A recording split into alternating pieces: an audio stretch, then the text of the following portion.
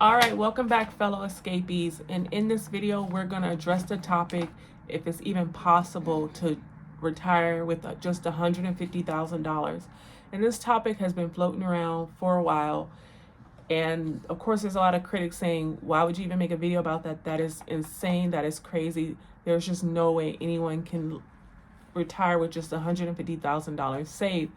Well, the state of this economy and the state of the American people right now is that there are people who don't even have that saved up. They have zero. The average American barely has $500 to $1,000 saved right now, according to the statistics and the banking data. So I believe that anything is better than nothing. So we're going to address how to get this $150,000 and how long will this money last you. Now, when I think about retirement, I feel like in retirement, your expenses kind of stay the same or may slightly go up. Other people say your expenses go down because you no longer have to commute to work, buy work clothes, maybe get your hair done, and all the stuff that you don't have to pay for professional certifications and all the things we pay for in order to be in the workforce. And so that's some people's argument. My argument is I believe it can stay the same or somewhat go up a little bit, because when I think of retirement, I think of finally having that freedom to go play tennis more often, to go to the beach and travel more often, to volunteer, to play golf, to go to basketball, football, professional events like that, go to charity events. And when you go to charity events, sometimes the tickets are a little pricey. They could be $50 to $1,000 a plate if you're donating to that. Going to the museum, going to the what's the other one? The theater for the plays. Sometimes the tickets, I know Wicked, sometimes the tickets can be as low as $80 on up to $400 for the front row seats. If you want to go to some of the musicals, the concerts, yes, there's free stuff to do in the city, but there's also a lot of the arts that also cost money to do. So between that, I feel like your expenses can easily go up. When I travel, I like to go get on the jet skis, go parasailing, things of that nature. And then also you're eating out more. Sometimes if you're traveling, you're not cooking, unless you stay at a resort where it has a kitchen inside your room. But other than that, you're ordering out a lot at the restaurants, or you're traveling around and you're tasting all the great food in different cities and states. So I feel like that can cause you to deplete some of your retirement money a little bit faster. So I wouldn't recommend that somebody aims to have this much money saved. I would recommend that they try to aim for a little bit higher amount, because I just feel like when you get out into the world and you start doing things, you realize, hey, I want to be able to go boating. And boating, to rent a boat, sometimes it can cost upwards of like $100 to $500 an hour in some places.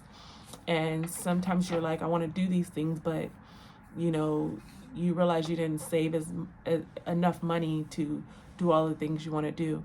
And when you travel, you also start finding other businesses and opportunities that are available in the world. And sometimes you need money to invest in those, because that happened to me, where I saved up money to leave corporate America. And then as I started networking, going to charity events, meeting other entrepreneurs, I started finding like, oh my God, I want to invest in this. I wish I had a little more money to invest in this or to do that. So I found things like that start to come up. My fear personally would be that if I did not save more than this, then my two fears would be is I can reduce expenses, because I've done it before, and I can live off of less, and I can cut back on the travel, cut back on the donations, cut back on things like that, cut back on eating out. All that can be cut back on. The two things that cannot be cut back on that were a concern that I wanted to bring up in this video and just make you aware of it is healthcare. Healthcare, if you're a little bit older, healthcare could be a really big issue. Nursing homes, things like that, medications, those could really eat away at this money super, super fast. The other one I think would be just probably housing costs, like just making sure that if you do decide to take this route of retiring with this amount of money saved up, the other thing is you have to make sure that you have either a paid off home, or you can also do a mobile home. I know there's a couple of mobile homes you can buy brand new. I saw some, or campers, and they were ranging between, a really teeny one was 15,000 cash. I mean 15,000 brand new. It didn't matter if you financed it or you paid cash, but I found some as low as 15,000 brand new, sleeping about up to I think 2 to 4 people, something around there. And then I found some more bigger style models starting that can sleep 4 to maybe 6 people, up to even 8, and those are starting between $30,000 to $50,000. But once you own them, you can park them, and I found some really cool, nice RV lots where you can park those for anywhere from, you know, $500 a month with utilities paid, all the way up to $800 a month with the utilities all paid for. So you either have to do something like that or have a paid off house. Being in real estate myself, I know that in Texas, there's parts of Texas where it's really rural areas, and you can move outside of the major cities like Houston, Dallas, Austin, San Antonio. You can go about an hour to 3 hours out, and you can find land. The land can be, you know, anywhere from 20 to 100K. You can, you know, hook up your water, hook up your sewer, and things like that. Get that set up before you retire, and then you can put a small home, build a small cabin or home on land like that. And then the taxes are usually anywhere from $300 to like $1,000 a year. So it's really low taxes, no HOA. So once you own your home, you know, you're pretty much paying whatever your utilities are. And then you're paying, you know, like I said, maybe $1,000 a year in taxes. Because when it's raw land, it's probably cheaper to $300, $400 range. But once you develop a house on it, if you don't put a massive house on that land, you should be able to stay with under about, I would say about $2,000 a year in the state of Texas. Now, I am going to put below this video other cities that you can move in or live in within the United States of America that are really inexpensive. And I'm also going to talk about some places overseas you can live with $150,000. So, like we said before, this is not idea, because we don't want anyone to struggle if inflation eats away a little bit at this. But at the same time, the reality is many Americans are losing their job. Many Americans are in poverty already. Many Americans are not able to find work, and this is probably, you know, this could be the amount that they were able to accumulate. So they would like to know, what can they do with this amount? And that's why I'm making this video, because we're going to talk about what you can do with this amount, instead of saying there's no hope, there's no way. Well, let's see what we can do with this amount of money. If you're younger, there's a thing called co-spire, which means you can put this amount of money into your investment portfolio, and then if you leave it there and you never add another dollar to it, in 3 years this money will grow to $200,000 is what I have right now written down. And then if you don't touch it for 5 years, you have $256,000. And if you don't touch it for 10 years, you have $430,000. So that 150 could grow exponentially if you do what is called co-spire, meaning you put it in there. Maybe you're a little bit younger, you still have a job, but you don't touch that money until you're getting close to that, when you're trying to leave the workforce, or you've been, you know, maybe you've been fired and this is where you stopped at. You can't find work anymore, or you became disabled. Something happened where you're not working anymore. You're not, or you're just tired of working, and this is where you want to stop. Then you can do that model too, where you can make that 150 grow, but you're gonna have to keep some type of side hustle or some type of job or part-time job or other income source where you can let that money sit and grow. And I got this off of a 10% annual return rate in the stock market. Of course, you can buy real estate, which is also another way you can get some extra money coming in, and then you have an asset growing for you in the future, and then you can sell off that asset. That's actually a really good idea too. If you could just, before you quit working or stop working, if you could just buy up to 1 to 4 homes, then as tenants are paying those down, then in the future you can cash out of those if you need to, or you just keep them for the cash flow and a tax advantage. So that's something you can do. So with the $150,000, if you are starting from zero, then you're probably thinking to yourself, well, how do I even get to the $150,000? Even if that's, even if I can save more, save less, whatever I decide to do, let's just start with that. Let's just get to the first 150, and then from there you can decide what you would like to do after you get the first 150. So in order to get the first 150, you're going to need to, of course, have a way to make an income to make the money. Then you have a few options. What I would do is I would save $10,000 a year in, if you have a 401k at work, you can do your 401k with the company match. That's going to get you there. Plus the company match, plus what you're contributing, plus the stock market return, you're going to get there way faster than what I'm going to tell you right now. But if you don't have a 401k matching, you just got to work with what you have. So you're going to do $10,000 a year for 9 years with a 10% annual return. Now, there's some funds that I invest in that return 12 to 15 and some 20% annually. But here's the thing, they're a little bit more riskier investments. They have more volatility. You will have to hold them for the long run, and you will also need to, these are more like international funds, startup funds, startup tech funds, small cap funds, things like that. They are very volatile, but they'll have years where they will just grow. You'll see some years where they'll get a 30% return, 40% return. So what I would do if I was you, I would just start with some of those. You can use some of those to get the fund growing. And then when you get your high returns, you may have to cash out and then put it somewhere where you're getting a little bit lower return, but it's more balanced. Maybe around anywhere from a 6 to 12, maybe 10% return is on average for the stock market. So you will probably put in a more balanced fund where it's not as volatile, but not as volatile as those stocks, and that can help you get to your goal a little bit faster. But on average, with the 10% return in the market, it's going to take you 9 years to get to $150,000 with a 10% annual return. Now, if you're able to work 2 jobs, or maybe your one job is enough money where you're able to put $20,000 away a year, then $20,000 with a 10% return will take you about 6 years to get to the 150. Once you get to this 150, you can set up post-fire, meaning you can continue to work after 6 years, because 6 years may not be enough time in the workforce. So if you're not close to retirement age, or not, really sick of your job or whatever, you can go ahead and just leave that 150 and let it go ahead and grow on its own. Don't touch it, and just go ahead and stay in the workforce a little bit longer if you need to. Now, when I did these calculations, I did it with the 150 in the annual return of 6% annual return. 6% withdrawal rate, but I also did a 15% income tax bracket, because a lot of people, if you're probably lower income, you're probably not going to be in a higher tax bracket, especially if you're not working anymore.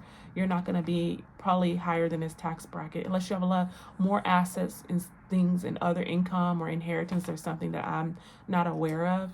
Then yeah, you're probably going to jump this tax bracket. But if you're just going off earned income, you're not going to be earning income anymore. So you should definitely be at this tax bracket. And you can actually, with some real estate investments, get this tax bracket probably a little bit lower than this, with the depreciation and of the asset on your tax return. So that's the number I use just for us to do this calculation.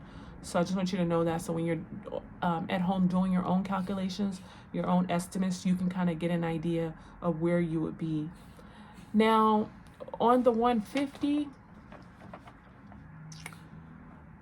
if you have $150,000 saved, and a 6% annual return on your money every year, if you withdraw $1,000 a month to live on, and hear me out before you start saying who the hell can live on $1,000 a month. Hear me out, because there's some more information here. I did $150,000 as your as the money's in the investment, and then I did a withdrawal rate of $1,000 a month. So if you only touch $1,000 a month of your principal, amount, it will last you about 23 years is what I got. If you withdraw $1,500 a month, it will last you 13 years. Now, like I said, this will be really tough to live off of, but if you're close to getting either a pension or Social Security, if you're over like 62, then this could be just supplemental income for you. So Social Security, I know a lot of people average about anywhere from $800 a month to $2,000 a month. So you would just be adding this to that. And like I said, we're assuming you're going to be debt free. We're assuming you're going to have a paid off house, a paid off car, or you're going to live in like a camper RV park where it's really low cost of living.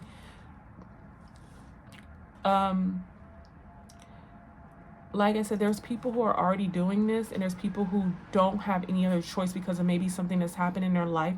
They're not able to work anymore or able to find jobs. There's a lot of places in the Midwest and rural parts of the country where the factories have closed down. There's no jobs anymore. People just cannot find work.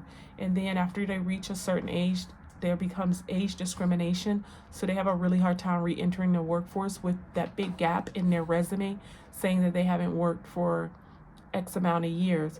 So you got to just understand this is where some people are in our world. Even if it doesn't financially make sense for them to not to have more than this is just the reality of what's happening. And also you got to think about this. A lot of people who are homeless, they didn't become homeless that a lot of people think that homelessness started because of drug addiction, alcohol addiction. But if you look at the statistics, a lot of it started because of job loss. Like West Virginia went through that, factories shutting down, coal mines shutting down. Detroit went through that. So sometimes people cannot find work, and then it's easy for other people who are doing well to judge those people and say, well, why don't they just move to another area? Well, if you have negative, whatever, there's no money for the car. There's no money for housing. There's no money for food. You barely have food, which is a necessity. And then you're telling somebody they need to go somewhere where they've never been and try to find work, not knowing where their next meal is going to come from. And so you really have to put yourself in people's shoes that we're seeing that now, especially with the mass federal layoffs, the mass tech job layoffs, and everything else that has been going on since 2002 that I made other videos about. We're seeing it now where people cannot find work for 1 to 3 years, and then they're losing everything they've worked for, their homes, their cars, their families, and everything. And it's not because they're drug addicts. It's because there's no jobs for them. And when there's no jobs for them, they don't have a choice.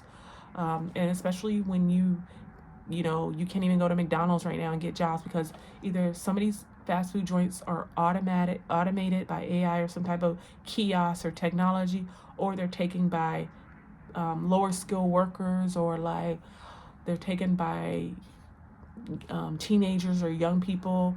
So they're already taken, or they're taken by immigrants. The jobs are just taken. They're not all there. They're not there anymore.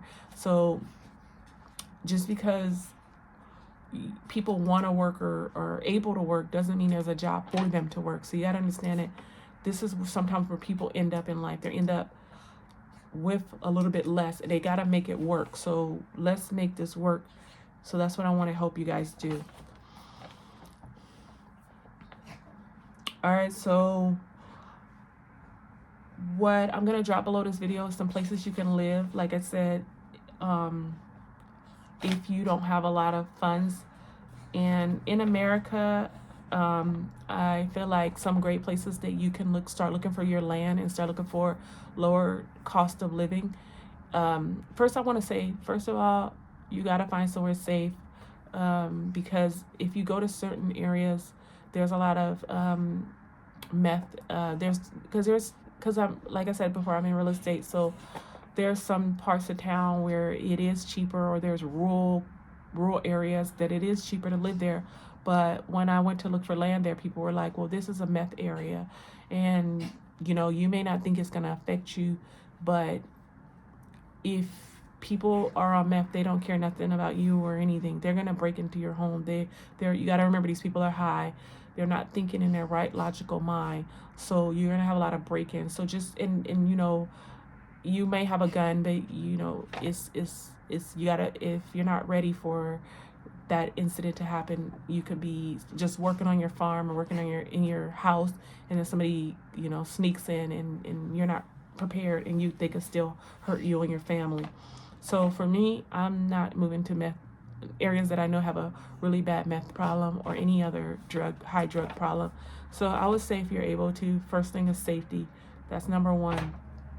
Because sometimes when you call the police, they don't even help and do anything. So some of these areas are really bad, and even the police are either in on what's going on, or they're not very helpful in some of these areas. So that's why I said safety over everything else. But anyway, the places that I found for you to live in if you need to move. So there are cheaper areas in West Virginia, but there's not very many jobs. Kansas has very inexpensive areas to move in. Texas has a lot of rural areas to live in and land. Oklahoma has a lot of areas to live in. But remember, Oklahoma got those tornadoes, but you know, Oklahoma may have some. In the Midwest, there's plenty of places: Montana, Wisconsin, Montana, North Dakota, South Dakota.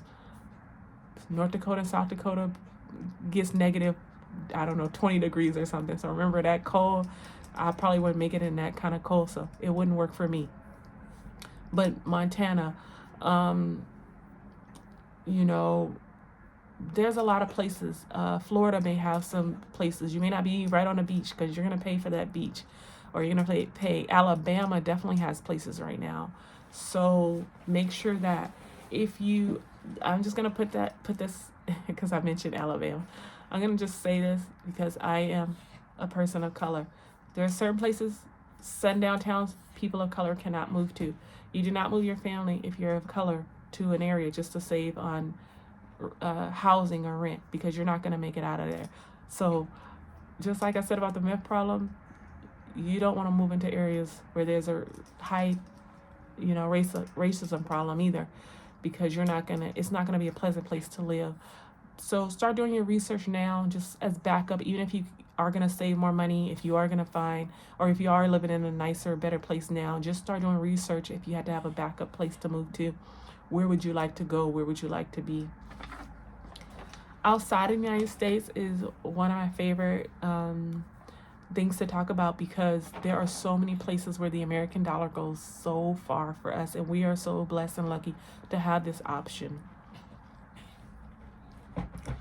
So some of the places that I gotta adjust my body, hold on, I've been sitting kind of long, but some of the places that I would like to share with you guys, and I'm sure you guys have heard of all these places, just want to share them with you again if you haven't thought about them lately, and see if these are some places that will be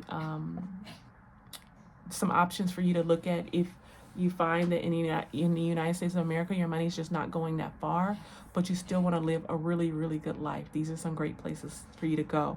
So in Asia, we already know Asia, our money goes a little bit further there.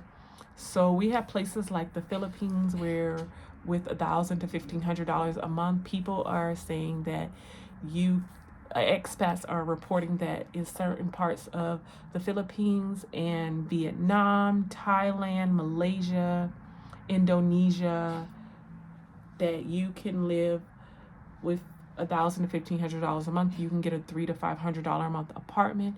You can have access to the beach. It may not be directly on the beach, but you're not far from the beach. You usually are biking or walking distance. You can eat out at restaurants, and their average prices are going to be anywhere from $3 to $10 a plate. And so you can eat out 3 times a day for breakfast, lunch, and dinner, and still probably spend less than spend about $20, which is way less than what we spend here in America. On average, if we go out to eat here in America for breakfast, lunch, and dinner, we're already at about $60, $70 for the day.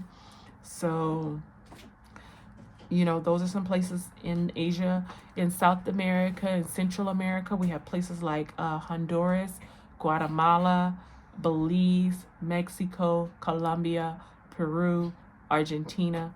So those are some places that you guys can start looking into, even if you do not decide to move there full time. Is some great places to live, 3, 6, 9 months out of the year, and then come back to your place here in America.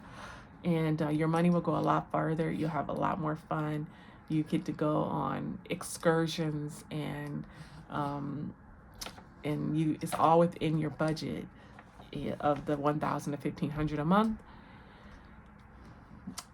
For Africa, South Africa, maybe some places you want to start looking into. Morocco, I think they have a little tension right now in Morocco, or they've had it for a while, but Morocco you might want to look into, but you might want to be a little careful. Just make sure you're going to safe parts, or if it's not safe by the time you view this video, then you'll mark this off your list until it's safe for us to travel there. Kenya and Ghana are some other places I put down as well for you to start looking into. And I know Ghana, a lot of people have moved from America and actually moved permanently to Ghana and built homes, and the homes they built over here only cost them 30 or 50,000 USD, and they're able to live a pretty good life. So start looking into that. Also below this video, what I wanted to share with you guys is just a list of costs for the average American right now. Like I said earlier in the video, my main concern is going to be healthcare as you age. And even if you're not aging, healthcare, just because if you're young, especially if you travel to some of these countries and you don't have healthcare, or your healthcare doesn't work in that country, there's countries I've seen people speak about, if you get injured in another country and you don't have proper health coverage or proper money to pay for your hospital bill, then they will not treat you, and you could potentially die in that country. So just be mindful of things like that, because in the United States of America, we're used to, if somebody gets shot, stabbed, whatever happens, you're just the flu. Even if you don't have insurance, you can walk into the public hospitals and get treatment and get a prescription for a medication, and they'll bill you later. Okay. The last one I forgot to mention, I don't know how I forgot this one, but the last thing I want to talk about in this video is living on a cruise. So there are people who have made living on a cruise a part of their retirement. Now, for me personally, I think I would get like seasick and just burnt out on seeing the ocean all the time. But I don't think it's a bad idea for 3 to 6 months out of the year to go on cruises. Cruises are very fun. You meet tons of people. You get to travel to different places. And when they dock at the port, you get to get off and, do all the touristy stuff, and then come back onto the ship, and you have a place to stay. You have plenty of food. You have entertainment, and it's all included. And sometimes during certain seasons, you can find some really good deals on cruises. So it may make sense for you to be on a cruise for a few months or a few weeks, and that can cut down a little bit on some of your housing expenses there. But I was also told that a lot of people who tried to do the cruise life, I think after a year, they kind of, up to 2 years, they kind of burn out on it a little bit. They want to find, they want a place to call home. But I think it's a great idea, especially if you're just going to do it a few weeks to a month out of the year. It's a great idea to get away and have some fun. So I think that's everything about this video. I told you guys how to get the money together to get the 150 together to start the process of either early retirement or coast fire. And the last thing I probably want to add to this is if you got the 150 together, I was still looking to starting like maybe a YouTube channel for like as a hobby or for extra income, and I made a video about that, so check that out.